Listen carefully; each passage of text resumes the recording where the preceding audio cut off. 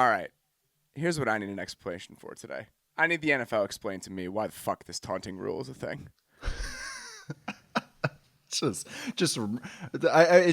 just to annoy us. I mean, I swear, it's honestly such a Big Brother move. I'm not hitting you kind of move. And they just go, hey, like when I was with the Raiders in 2017, they changed the rules to allow more celebrations. We could do do unit celebrations. Great.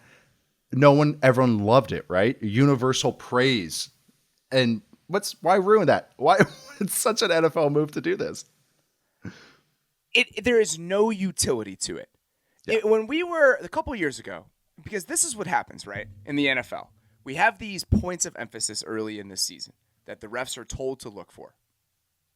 For the first 2 or 3 weeks of the year, it's all we talk about. Remember when the pass interference when the roughing the passer calls were totally out of control? The body weight calls were just ruining everything. This happens. The pass interference reviewable rule. Yep. Every year we have a version of this. I can understand how we got to reviewable pass interference, right? That moment from that Saints-Rams game, I understand how we get from point A to point B.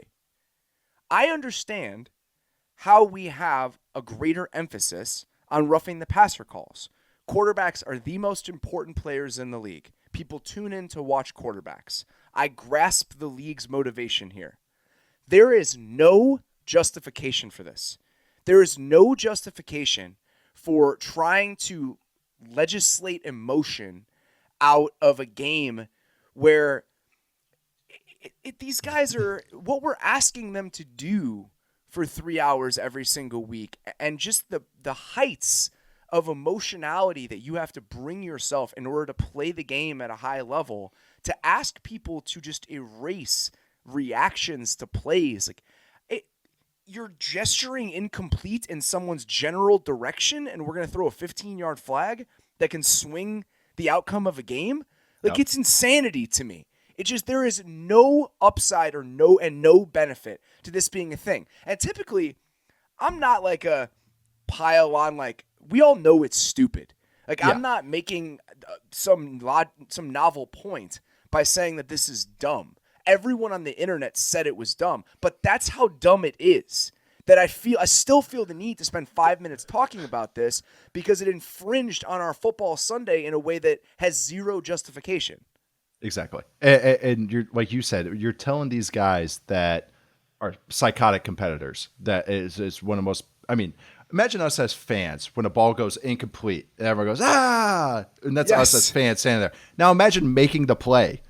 Don't you think you're going to be a little hyped up? And you're just telling the person that made the play, not one cheering it on, made the play, can't have any emotion. And it's they're like, well, we want positive emotion. But guess what? Well, now you're putting it in the place where it's like, what is that?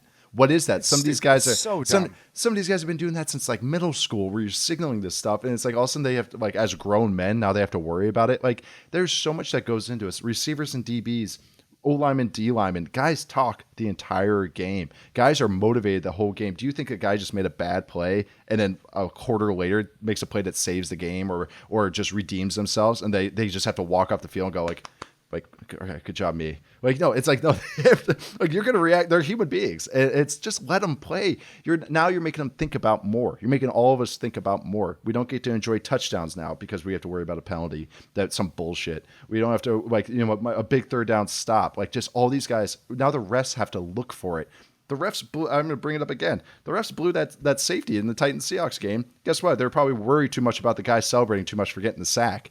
Rather than actually really calling the game, the rules, what their actual job is. And so we're putting more on these guys that we already acknowledge influence the game in a way that we don't like. And now we're rewarding that with more. And I just don't understand. The NFL as a whole is usually so reactive and not proactive.